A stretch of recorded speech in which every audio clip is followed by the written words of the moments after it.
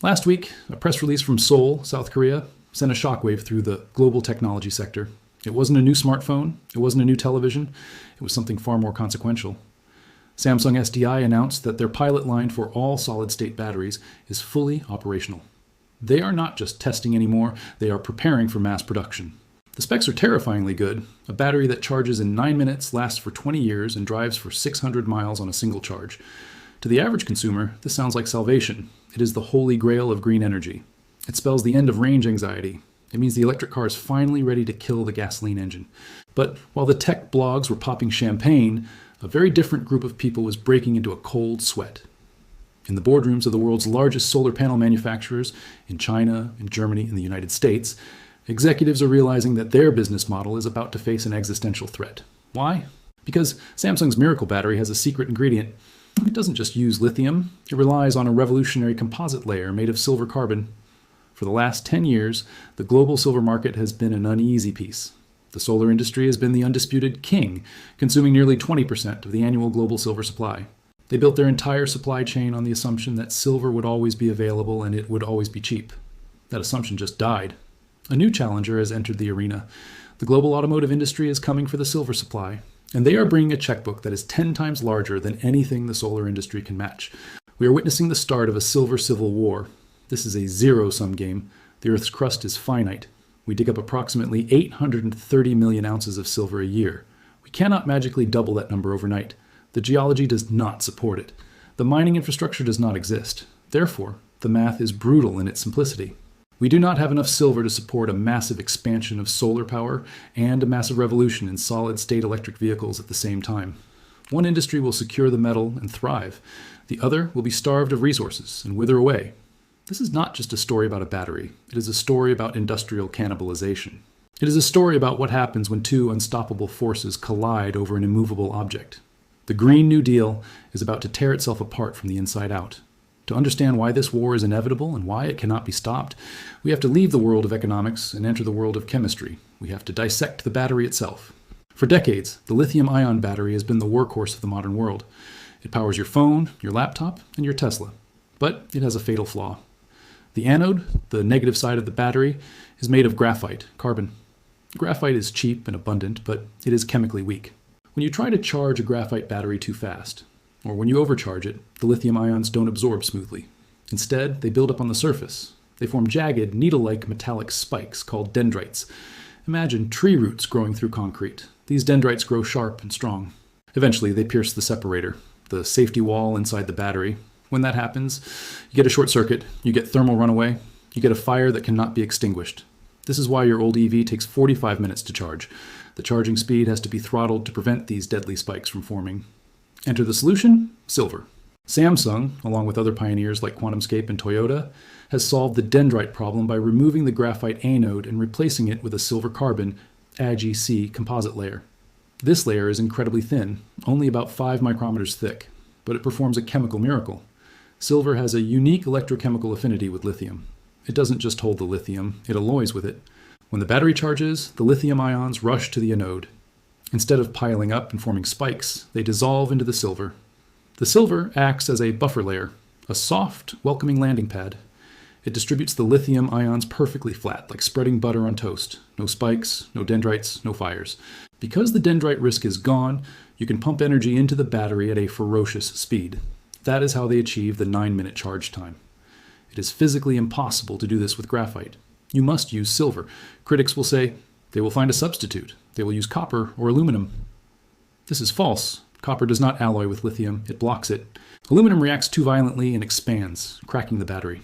Silver is the Goldilocks element. It is the only metal on the periodic table with the exact atomic properties needed to make a solid-state battery stable. This means the demand is non-substitutable. Samsung cannot engineer the silver out because the silver is the technology. So, how much silver are we talking about? According to patent filings and technical teardowns of these prototype cells, a standard EV battery pack using this architecture requires approximately 5 to 10 grams of pure silver. To a jewelry maker, 5 grams is a ring. To a banker, it is a rounding error. But to a global supply chain that is already running a deficit, 5 grams per car is an asteroid impact. We need to run the numbers to see exactly how big the crater will be. To truly grasp the magnitude of this crisis, We have to leave the world of speculation and enter the world of hard mathematics. Numbers do not lie, but in this case, the numbers reveal a terrifying truth about our geological limits. Let's run a simulation of the next 5 years. The global automotive industry is a titan. It produces roughly 90 million vehicles per year. Currently, the average combustion engine car uses about 15 to 20 grams of silver, mostly in electronics, window defoggers, and switches.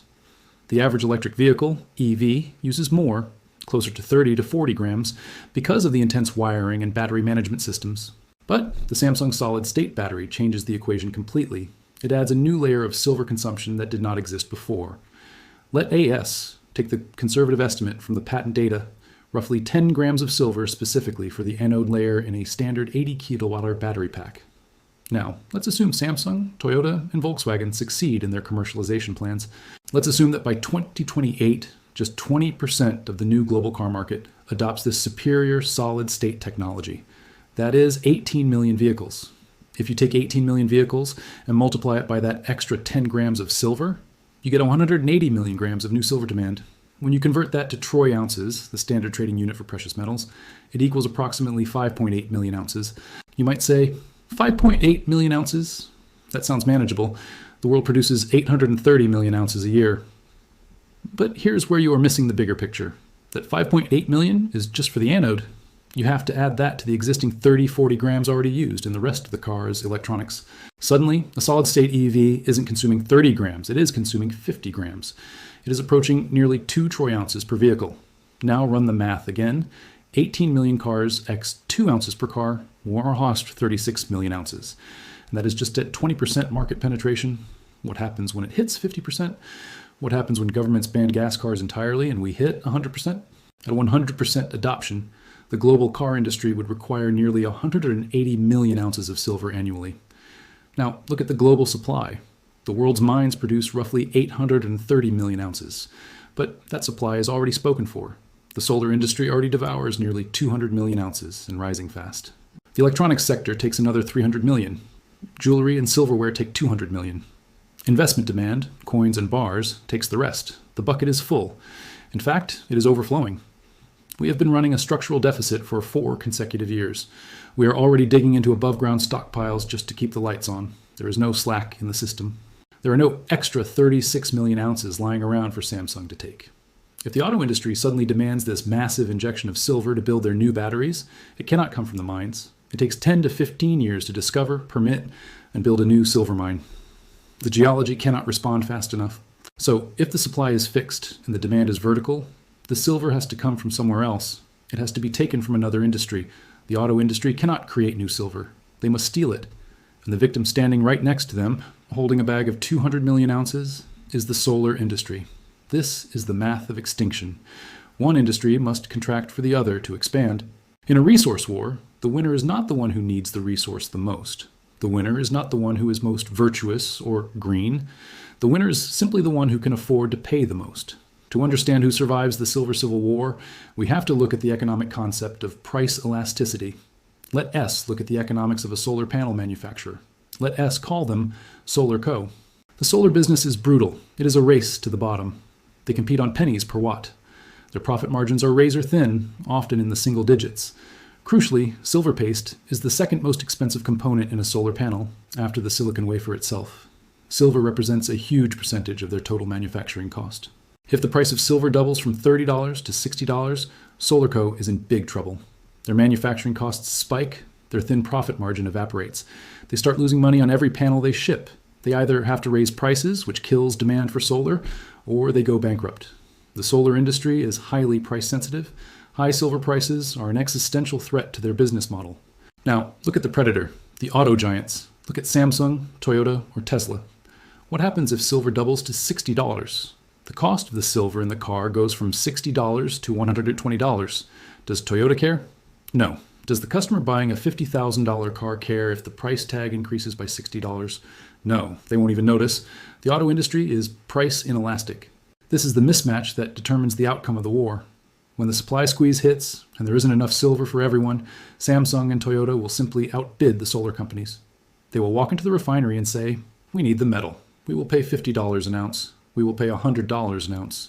It is a rounding error for us. Just ship the silver. The refineries, being rational businesses, will sell to the highest bidder. They will send the silver bars to the battery factories, not the solar factories. The solar manufacturers cannot compete in this bidding war. They cannot pass that massive cost increase onto consumers who expect cheap electricity. They will be starved of inventory. This is what I call economic cannibalism. The green revolution is about to eat its own children. The electric vehicle sector is going to cannibalize the solar sector. Samsung's breakthrough is an incredible leap for transportation, but it is a death sentence for cheap solar energy. The dream of unlimited, cheap green power is about to crash into the hard reality of finite geological resources. Skeptics will say, this is all fear-mongering. The market will balance itself. Supply will rise to meet demand. But history tells a different story. We have seen this exact movie before. We know exactly how it ends. We just need to look back to the year 2000 and the crisis of palladium. At the turn of the millennium, the global automotive industry faced a new challenge. Environmental regulations were tightening. Governments demanded cleaner exhaust emissions. To achieve this, car manufacturers like Ford and General Motors needed a specific metal for their catalytic converters. That metal was palladium. For years, palladium had traded quietly around $100 to $150 an ounce. It was boring. It was stable. The electronics industry used it. The dental industry used it. Everyone was happy. But then the supply from Russia, the world's largest producer, became unreliable. At the same time, the auto industry realized they couldn't build cars without it.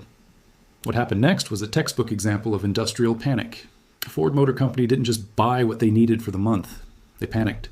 They realized that a $30,000 truck could not be sold if it was missing a $50 piece of metal. So Ford's purchasing managers went into the market and bought everything. They hoarded. They stockpiled. They bought palladium at any price. The price exploded.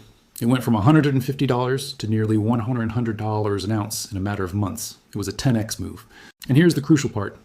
Other industries got crushed. Dental manufacturers stopped using palladium.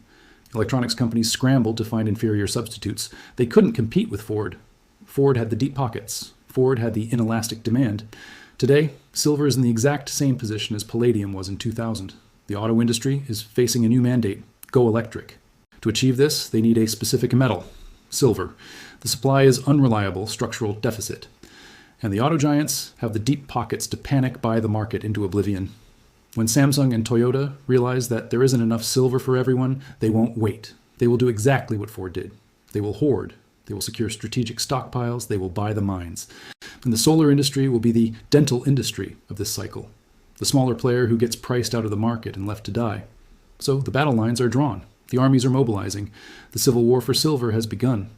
On one side, you have the incumbents, the solar industry, fighting to keep energy cheap and the world green. On the other side, you have the disruptors, the auto giants, armed with Samsung's new battery tech, and a desperate need to dominate the future of transportation. And in the middle, sitting quietly in the ground, is the silver. As an investor, you need to understand that this is not a normal market cycle. This is a structural shift. We are moving from an era of just-in-time abundance to an era of just-in-case scarcity. So how do you play this? Do you buy Samsung stock? Maybe, but the competition in EVs is fierce. Margins will be compressed. Do you buy solar stocks? Absolutely not. They are walking into a cost crisis that will destroy their balance sheets. The smartest play is to own the one thing they are fighting over. In a gold rush, you don't bet on the miners digging the holes, and you don't bet on the people buying the gold. You bet on the guy selling the shovels. In this case, silver is the shovel. It is the indispensable tool. When two giants fight a price war over a scarce resource, the price of that resource only goes one way, up. We are standing at the beginning of a commodity supercycle. The deficit is real, the technology is real, and the shortage is mathematically guaranteed. Let Samsung and the solar companies fight it out. Let them destroy each other's margins. You just sit back, hold the metal, and watch the fireworks. The Silver Civil War is here. Choose your side wisely.